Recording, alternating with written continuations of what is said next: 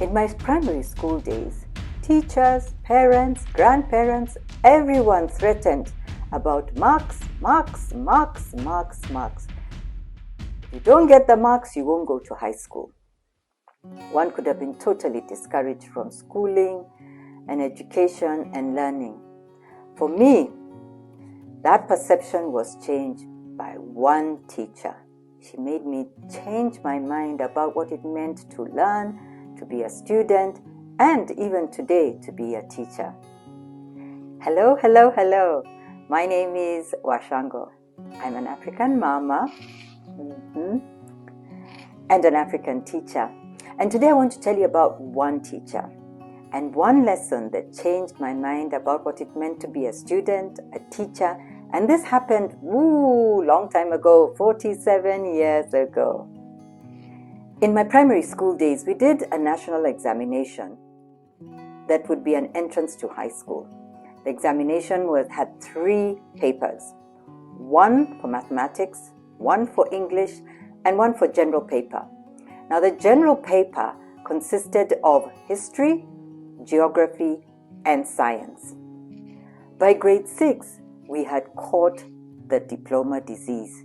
We were fixated on that exam at the end of grade 7 that would get us into high school.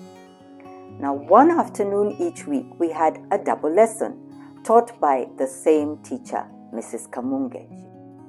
She taught Kiswahili and history.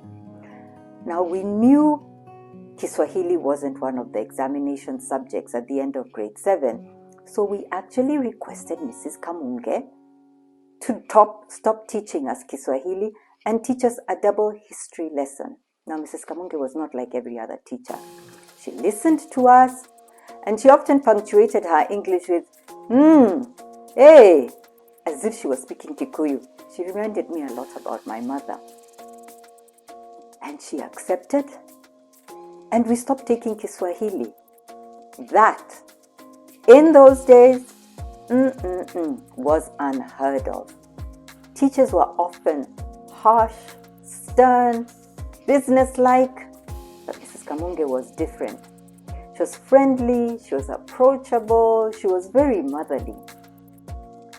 And for her to accept, to listen to us and change the way she was teaching and how she was teaching and what she was teaching was so different.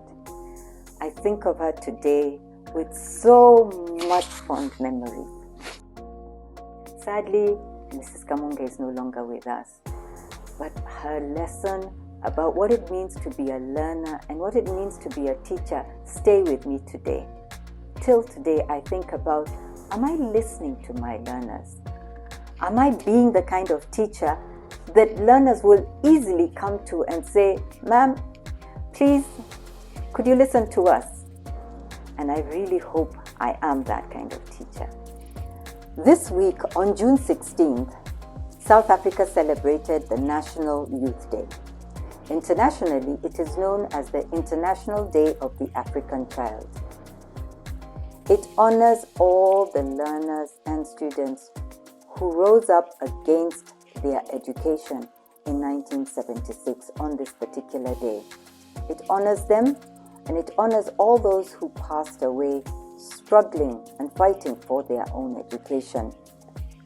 And I want to read a portion on this book, Soweto, 16th June 1976, Personal Accounts of the Uprising.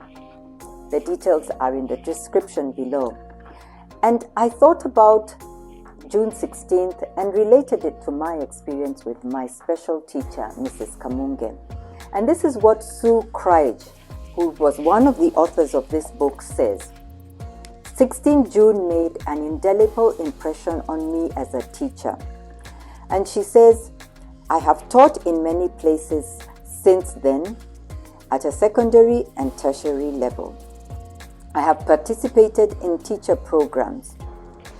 And she says, I have seen the power of the spoken word in exploring history and in affirming the speaker. That caught my attention, affirming the speaker. Just like Mrs. Kamunge affirmed us as her learners, Sue Craig, in writing this book, says we need to listen and listen well. Which teacher made a difference in your life?